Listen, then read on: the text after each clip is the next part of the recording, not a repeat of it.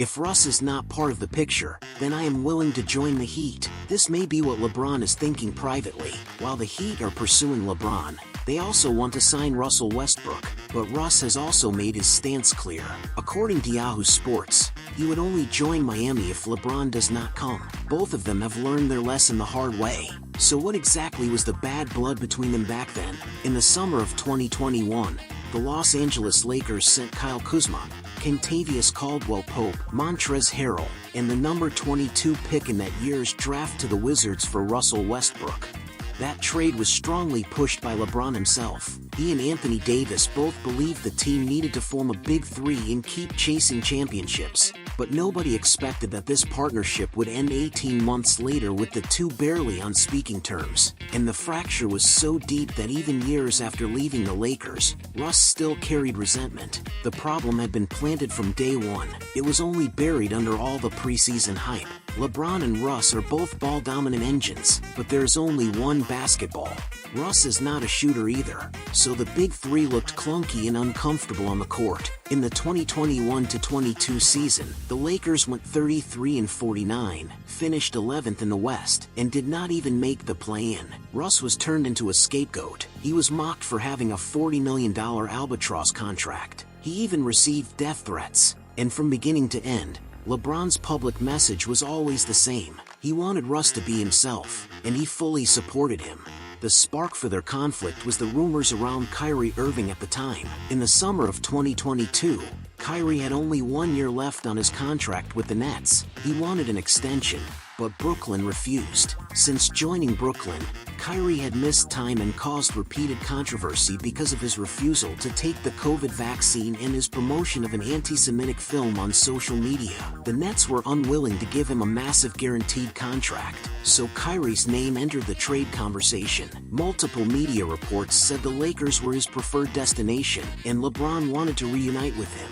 But the trade talks between the Lakers and Nets went nowhere. Rob Pelinka never had a clean deal to make, and even if he did, the Nets were not willing to take Russ. In the end, Kyrie picked up his option and stayed, but the crack between LeBron and Russ could no longer be repaired. Under NBA salary matching rules, if the Lakers wanted Kyrie, they had to trade Russ. Russ understood that, and he also knew LeBron understood that too.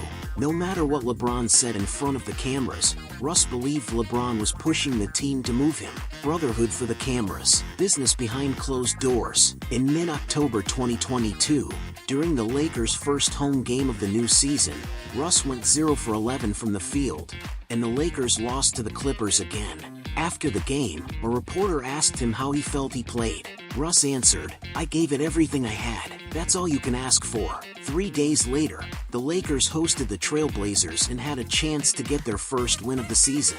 With 36 seconds left, the Lakers were up by only 1 point. Russ brought the ball up the floor, but instead of burning the clock, he pulled up directly for a 15-foot jumper on the right side. The ball bounced out. Anthony Davis and LeBron watched it from the perimeter. Both of them threw up their hands, and their frustration was obvious. In the end, the Lakers lost the game, 106-104. After the game, reporters kept asking LeBron what he thought of the team's shot selection and clutch time. They also asked, from a basketball philosophy standpoint, how he would prefer to manage late-game possessions. LeBron responded, "I feel like this is an interview of trying to set me up to say something. I can tell you guys are in the whole Russell Westbrook category right now. You guys can write about Russ and all the things you guys want to talk about Russ, but I'm not going to do that. I've said it over and over, that's not who I am." But Russ did not believe him at all. To Russ, this was just another example of LeBron saying one thing and doing another. Russ had long understood LeBron's reputation.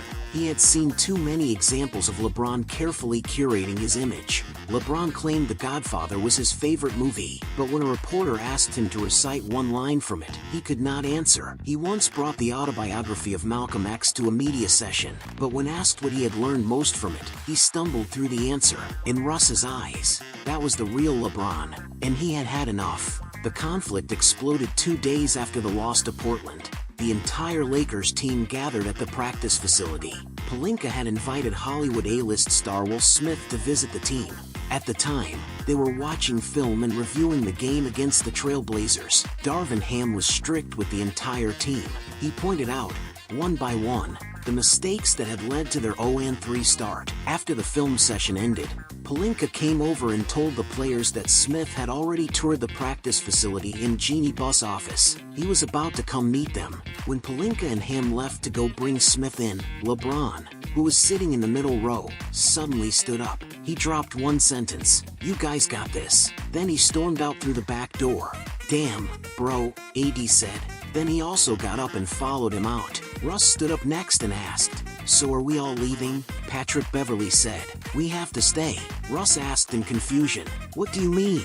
Beverley said, "Those two can do whatever they want. They've won championships." As the two argued, the other players all understood what Russ was thinking. As a 9-time All-Star, a former MVP, and a future Hall of Famer, why was he supposed to be treated differently from LeBron and AD? After LeBron came back, he began asking one question after another. A conversation that was originally supposed to last 30 minutes dragged on for almost an hour. The same person who had just wanted to leave was now talking non-stop to Will Smith, and Russ watched the whole thing in disbelief. Every time LeBron said something, Russ shook his head and rolled his eyes. He absolutely hated that kind of fake, performative nonsense. In the final group photo, Will Smith stood in the middle. Russ stood to his right with an unhappy look on his face. He was deeply tired of what he saw as LeBron's hypocrisy. In February 2023, the Lakers traded Russ to the Jazz. He was then bought out. Russ later went to the Clippers. The more ironic part is that not long before Russ was traded, LeBron passed Kareem Abdul-Jabbar to become the NBA's all-time leading scorer. Russ specifically recorded a video to publicly congratulate him. But on the day Russ left the Lakers, LeBron offered no public message with the same warmth. From that point on, the two went their separate ways. Russ never wanted to be LeBron's teammate again, and LeBron stayed far away from Russ too, afraid he might once again complicate his bigger plans. Many people see Russ and LeBron as two parallel options for the Heat, but they have completely misunderstood the priority. For Miami, LeBron is the #1 target of the offseason. He is the franchise-changing option who can immediately put this team back into championship contention. Russ, from beginning to end, is only plan B. He is the fallback option if LeBron does not come. What the Heat lack has never been an ordinary ball handler. What they lack is a top-tier superstar who can survive tough playoff battles and bring an entire system with him. If they can sign LeBron, the team's playmaking, game control, and late-game scoring all get upgraded. The target immediately shifts to the Eastern Conference Finals, or even the NBA Finals. Only when LeBron makes it clear he is not coming does the team need to settle for the next best option. They would then look for a cost-effective guard to fill the ball-handling gap. Russ just happens to fit that need. To put it bluntly, it is not that the Heat want Russ that badly. It is that when they cannot get LeBron, he becomes a cheap and usable fallback option. His place in the order has always been behind LeBron. From the Heat's perspective, framing this as an either-or decision is not really about choosing between the two. It is a smart hedge where they do not really lose either way. If they can sign LeBron, the team instantly raises its ceiling. Ticket sales, attention, and championship credibility all rise together. Even if they have to spend more money, it is still a winning move. If LeBron ultimately does not come, they can turn around and sign Russ. With a relatively modest contract, they can fill the second unit's ball handling and playmaking needs. They can maintain playoff competitiveness without hurting future flexibility. It is basically using one roster spot to prepare two different season plans. One for chasing a championship, one for raising the floor. As for whether LeBron and Russ are willing to be teammates, the Heat do not really care. From the very beginning, they never planned to put LeBron and Russ together. After all, their ball handling overlaps. Their styles do not fit. Forcing them together would only create more problems. It is better to simply turn it into an either-or question and reduce the risk as much as possible.